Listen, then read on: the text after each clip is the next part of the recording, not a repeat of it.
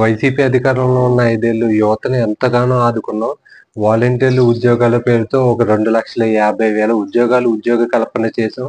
మాకన్నా ఎవరు గొప్పగా చేయలేదు ఉద్యోగ కల్పన. యువతని ఎవరు బాగా చూసుకోలేదని చెప్పి జగన్మోహన్ రెడ్డి గారు, ఆ పార్టీలో ఉన్నటువంటి నాయకులు పదే పదే దెప్పు కొట్టుకుంటారు. యాక్చువల్‌గా 5 ఏళ్ల పాటు జగన్మోహన్ రెడ్డి గారు యువతకి బోలెడు గుండు కొట్టారు. మెగా డిఎస్సి ఇస్తానన్నారు, ఇవ్వలేదు.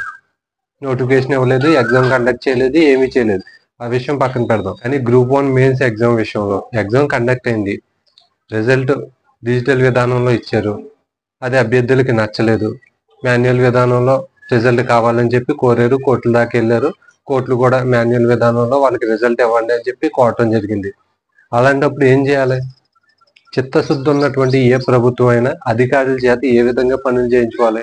ఆ ఏపీపీఎస్సీ బోర్డులో ఈ పిఎస్ఆర్ ఆంజనేయుల్ని కూర్చోబెట్టి కార్యదర్శిగా, చైర్మన్ గా కూడా కాదు, కార్యదర్శిగా మాత్రమే కూర్చోబెట్టి కావాల్సిన రచ్చ దరిద్రమైన పనులన్నీ చేయించేశారు. 5 ఏళ్ల పాటు వీళ్ళకి అధికారం ఇచ్చినందుకు యువత చేతిలో చిప్ప చేతిలో పెట్టారు.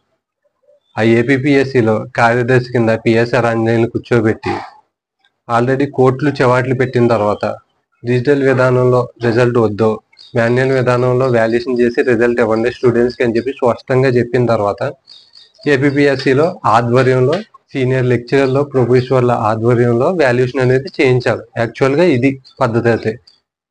అలా కాకోకుండా ఒక ప్రైవేటు సంస్థకి, క్యాన్సైన్ అనే మీడియా ప్రైవేట్ లిమిటెడ్కి ఈ వాల్యుయేషన్ అప్పచెప్పి, ఒకవేళ వీళ్ళకి వాల్యుయేషన్ అప్పచెప్పిన ప్రొఫెసర్లు లెక్చరర్ని ఏపీపీఎస్సీ తరఫు నుంచే పంపించాలి.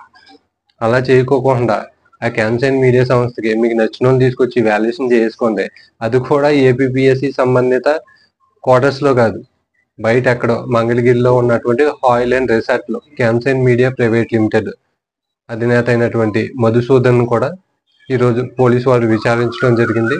ఆయన చెప్పిన విషయం ఏంటంటే, పిఎస్ఆర్ ఆంజనేయులు ఏదైతే మాకు ఆదేశాలు ఇచ్చారో అవే మేము చేసాం అన్నట్టు ఆయన మాట్లాడడం జరిగింది. అదేవిధంగా ఈ వాల్యుయేషన్ చేసినందుకు ప్రభుత్వం నుంచి వీళ్ళకి 1,14,00,000 పిఎస్ఆర్ ఆంజనేయులు చెల్లించడం జరిగింది. ఇందులో 60 లక్షల దుర్వినియోగం జరిగినట్టు తెలుస్తుంది. అంటే వీళ్ళు వాడేసుకున్నట్టు తెలుస్తుంది. సీనియర్ లెక్చరర్ లేరు, ప్రొఫెసర్ లేరు, సీసీటీవీ అండర్లో వాల్యుయేషన్ జరగలేదు, ఏపీపీఎస్సీ సంబంధించిన క్వార్టర్స్లో వాల్యుయేషన్ జరగలేదు.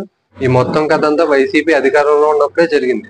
మళ్ళీ పనికిమాలోనే బయటకు వచ్చి కూటమి ప్రభుత్వం 20 లక్షల ఉద్యోగాలు ఇస్తానన్నది యువతకి ఇవ్వట్లేదని చెప్తారు. అసలు మనం అధికారంలో ఉన్నప్పుడు అధికారులు ఏ విధంగా పనిచేస్తున్నారు అని చెప్పి ఏ విషయంలోనే పట్టించుకోం. అడ్డగోలు డెసిషన్లన్నీ. కొన్ని ఆ పిఎస్ఆర్ ఆంజనేయులు ఈ కార్యదర్శి, ఏపీపీఎస్సీ కార్యదర్శి నుంచి తప్పించి ఆ ఇంటెలిజెన్స్ చీఫ్స్ కి పంపించిన తర్వాత అక్కడ ఏమన్నా తిన్నగా ఉన్నాడంటే అక్కడ కాదంబరి జత్వాని ఇష్యూ.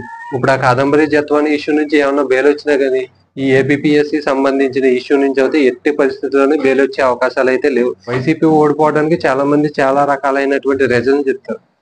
నాకైతే వైసీపీ అధికారం కోల్పోవటానికి మెయిన్ రీజన్ ఏంటంటే యువతని చాలా నిర్లక్ష్యం చేసి చూసింది 5 ఏళ్ల పాటు.